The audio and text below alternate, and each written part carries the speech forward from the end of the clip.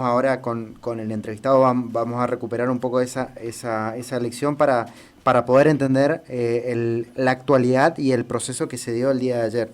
Para ello lo convocamos a José Carlos Alvarado, quien es periodista de Ecuador y que nuevamente tiene la gentileza de dedicarnos un tiempo para conocer cuál es el proceso electoral que está atravesando Ecuador y el evidente empate que llevó a una segunda vuelta. José, ¿cómo estás? Soli y Alejandro te saludan. ¿Qué tal Alejandro, Soledad? ¿Cómo están? Un gusto estar en contacto nuevamente. Sí, la verdad es que un proceso electoral sorpresivo, llamativo por sus resultados y con con muchísimo seguimiento por parte de todo el país. Fueron alrededor de 13 millones de ecuatorianos que fueron a votar. Había algunos anuncios y encuestas sobre un posible resultado o un resultado favorable para el presidente candidato Daniel Noboa y sin embargo se confirmó una segunda vuelta. El presidente candidato Noboa irá a segunda vuelta electoral con la candidata correísta Luisa González. Actualmente estaba revisando las últimas cifras del Consejo Nacional Electoral y apenas hay una diferencia de 0,30 eh, por ciento de votos. Hay una diferencia ínfima, aproximadamente en números absolutos, aproximadamente unos 45 mil votos de diferencia. Es decir, fue una elección atípica, incluso por sus resultados, debido a que esta vez eh, por lo menos el 90% de los votos se fueron para los dos candidatos, pese a que teníamos 16 binomios en la papeleta electoral. Así que podemos ir desagregando un poco la conversación porque seguramente hay muchos temas de análisis que podemos topar, Alejandro y Soledad. Así es. Bueno, hace un momento, cuando presentábamos la nota, hablábamos de aquella turbulenta elección que se vivió en el 2023, donde eh, llegaban las noticias de, entre otros, el asesinato del candidato Villavicencio y que fue generando una situación de tensión permanente, no solo en Ecuador, sino también en los países cercanos y que de alguna manera veíamos esta situación como algo que podía llegar a tomar otro caliz a la realidad política de Ecuador, pero también a la zona. Eh, de aquella época, del 2023, ahora, ¿sentís que hay un control o que hay una sociedad que ha logrado encontrar la paz, si se quiere?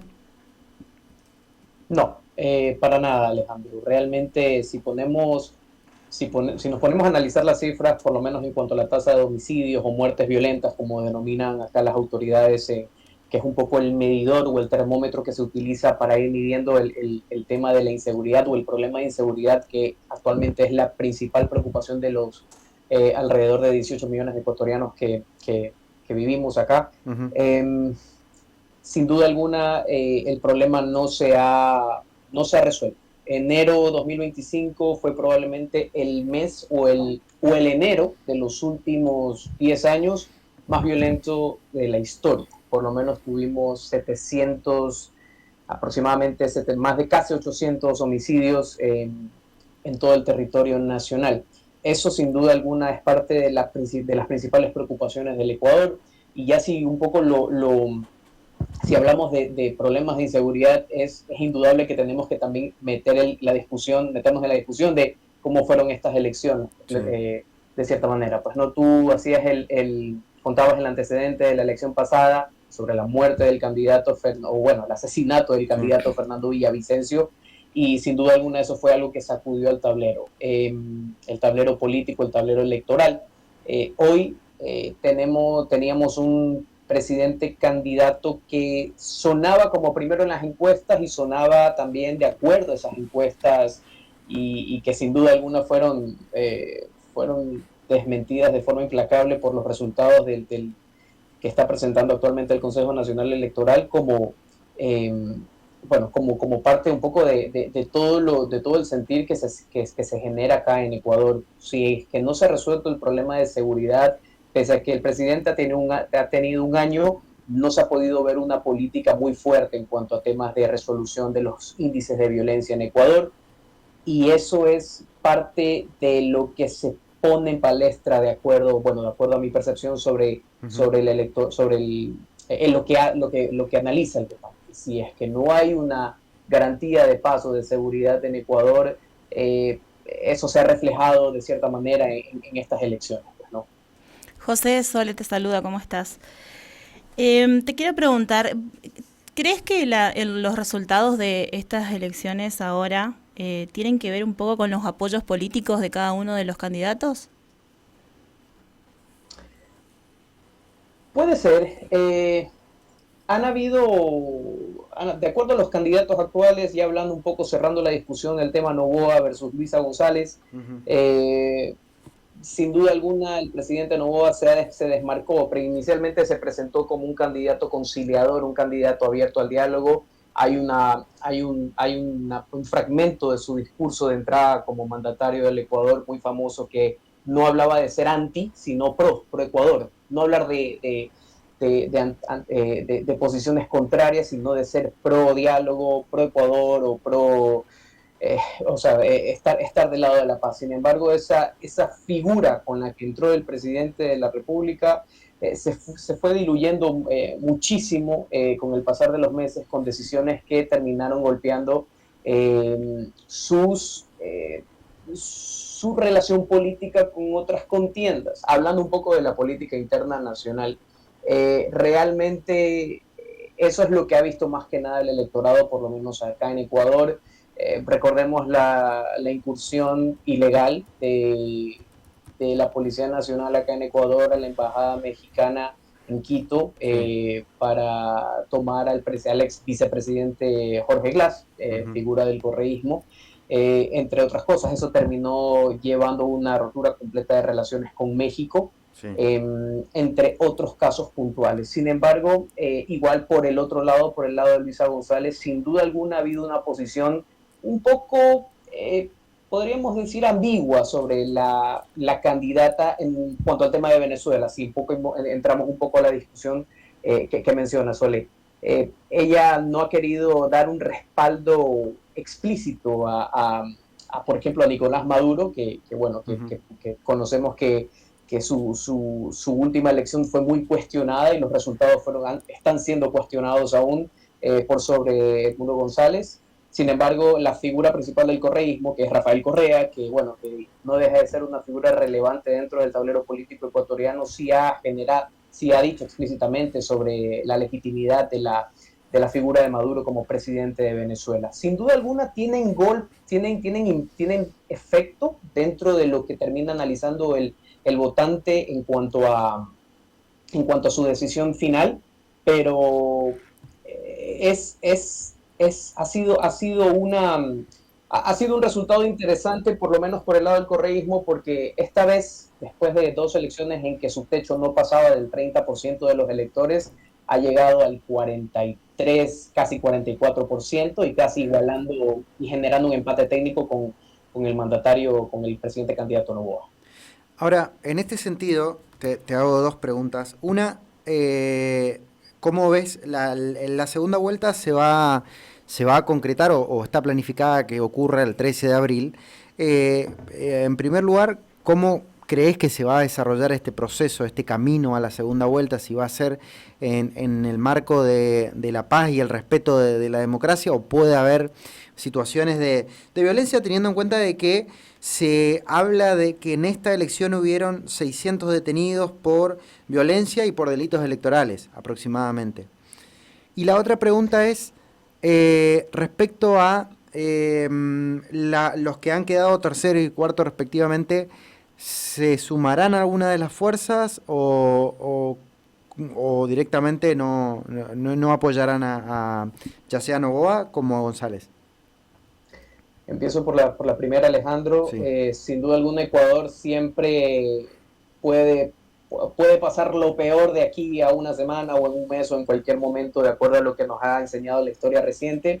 Y sin duda alguna también eso no deja de impactar en lo que terminan eligiendo los votantes. Te cito un ejemplo claro que creo que sí tuvo un impacto sobre la popularidad del presidente Noboa recientemente, fue la desaparición de 4 niños 4 adolescentes que estaban deambulando por la calle y fueron detenidos de forma muy cuestionable por las Fuerzas Armadas del Ecuador, y después de un par de semanas o después de 3 semanas aparecieron asesinados e incinerados cerca de una base militar en las afueras de Guayaquil. Ujú.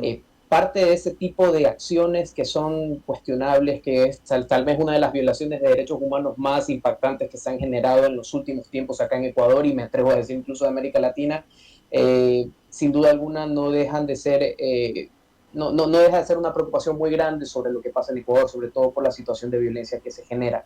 Esperemos que no pase, realmente esperamos que no se dé. Igual se reportaron amenazas de muerte a varios de los candidatos a la presidencia de la República durante la última elección. Eso como para ir respondiendo esa primera pregunta, Sí, Alejandro. sí, Sí, y en cuanto a lo segundo, sobre el respaldo de los otros candidatos, sí, aquí hay algo muy claro. Primero quedó Novoa, o bueno, por poquísima diferencia, con un 44.20, que es lo que estoy viendo ahorita en el CNE. Segunda está Luisa González con un 43,9. Y tercero quedó Leonidas Issa. Está muy por debajo. Leonidas Issa es el candidato del sector indígena, y sí. tuvo un interesante resultado de aproximadamente un 5,20%, que parecería que no es mucho, pero podría definir esta elección. Claro. A quien endose el respaldo, el titular o el referente del movimiento indígena, fue candidato por el movimiento Pachacutic, por el partido político Pachacutic, que es el brazo político de la Confederación de Nacionalidades Indígenas del Ecuador. Ujú. De allí hay otra candidata que quedó cuarto lugar, que llegó apenas al 2%, su nombre es Andrea González, que realmente creo que no va a ser muy determinante, y ella captó mucho de el voto anticorreísta, porque en el debate presidencial de los 16 candidatos, ustedes se imaginarán lo difícil que fue armar ese debate con 16 personas que quieren tratar de explicar sus ideas o de atacar al otro en ciertos casos. Claro. Ella captó mucho del voto anticorreísta, porque se dedicó mucho más que nada a hacer ataques directos a la candidata Luisa González. Pero creo que no va a definir tanto. Sin duda alguna, actualmente no ha habido un respaldo abierto de Leonidas Issa Sí. hacia alguna de las dos candidaturas. Él mencionó durante esta mañana que primero va a conversar y va a analizarlo con las bases del sector indígena o de los votantes de su movimiento político antes de tomar una decisión, y que esa decisión va a ser conjunta y no personal. De allí han habido otros candidatos que no han sacado ni el 1%, de Ujú. los otros 12 candidatos que no sacaron ni el 1%, que ya han expresado respaldos. Por ejemplo, Carlos Rabascal, que fue el candidato de Izquierda Democrática, ya dijo que a título personal va a respaldar a Luisa González, pero realmente ese porcentaje no significará mucho. Sin duda alguna hay mucha expectativa sobre qué es lo que comunicará Leonidas Issa y el movimiento Pachacutic durante los próximos días. José, José, te quiero consultar sobre los ecuatorianos que están viviendo en el extranjero. ¿Cómo aseguraron su votación? ¿Están realizando algún trámite, algo? Normalmente hay una convocatoria de acuerdo a las embajadas. Hay mucha población ecuatoriana en España, hay mucha población ecuatoriana en Italia, por supuesto en Estados Unidos, que podríamos decir, y Reino Unido también, podríamos decir que son los centros más importantes, o donde agrupan la mayor cantidad de votantes ecuatorianos en el exterior. Y las jornadas de lo que he podido revisar, se han desarrollado con completa normalidad. Conversaba con un colega periodista que estaba en Madrid, que estaba en España, y todo se ha desarrollado con normalidad. Ujú. Puntualmente el proceso es presentar su cédula de ciudadanía, puntualmente, en otros casos otro documento que asegure, bueno, que respalde obviamente su derecho al voto en estas elecciones, Ujú. y por ese lado ha habido completa normalidad. ¿Y qué inclinación resultó, digamos, en los extranjeros? De, de los electores extranjeros ha sido muy heterogénea, pero sin duda alguna podemos revisarlo más adelante, porque actualmente igual en esas actas escrutadas aún se siguen contando. El Ujú. Consejo Nacional Electoral no tiene ahorita dentro de su sistema de resultados puntualmente esas actas puntuales de del votante del extranjero. Sin embargo, igual en las próximas horas se dará un resultado sobre el tema. Bueno, lo que es evidente es que la diferencia es mínima, Mínima. muy mínima, no llega al 0,5% y aquel que cuenta con el 5% probablemente, me imagino que en estos momentos se estará replanteando todo su trabajo y todo su proceso electoral porque indudablemente que la cotización de esos votos puede tener un resultado real para el camino al 13 de abril. Al menos aquí en Argentina el que puede mover la balanza para un lado o para otro, hasta a veces parece que es más importante que el que tiene más posibilidades reales de ser presidente. Me imagino que algo similar puede estar ocurriendo en Ecuador. Totalmente, Alejandro. Es lo que va a pasar o lo que va a ocurrir con el voto de Leonidas Issa, por quien votó Leonidas Issa, va a ser el que determine esta elección. Aproximadamente eso es 1 millón de electores que se decidieron por Leonidas Issa, quien a propósito creo que fue una de las campañas electorales más conciliadoras y tal vez una de las más inteligentes. Nadie se esperaba ese tercer lugar de Leonidas Issa y sin embargo terminó quedándose con esa porción del electorado. Uh -huh.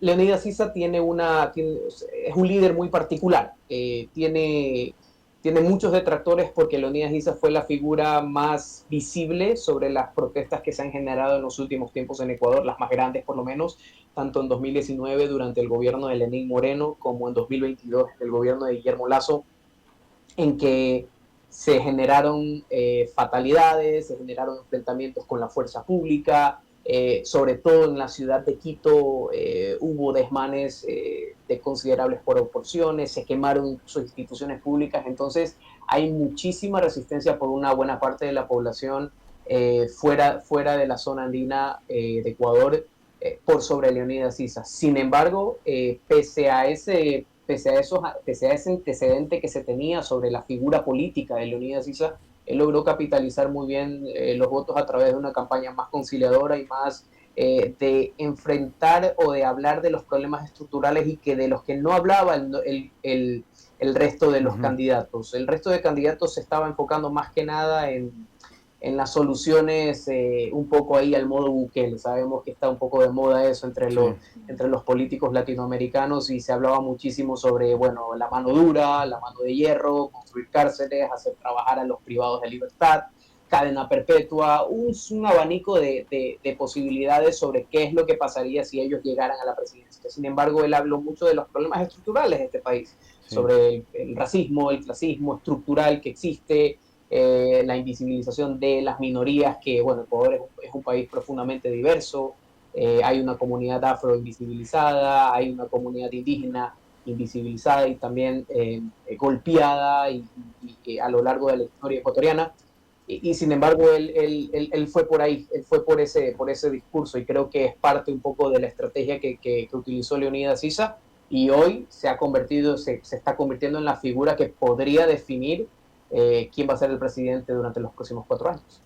Así es. Bueno, seguiremos este proceso. Te agradecemos, José, por tu tiempo nuevamente y bueno, poder explicarnos tan claramente lo que está pasando en Ecuador y bueno, desear que el camino a la segunda vuelta sea en paz y que la próxima vez que conversemos, bueno, podamos hablar de esto y conocer los resultados reales que tendrá Ecuador a su nuevo presidente.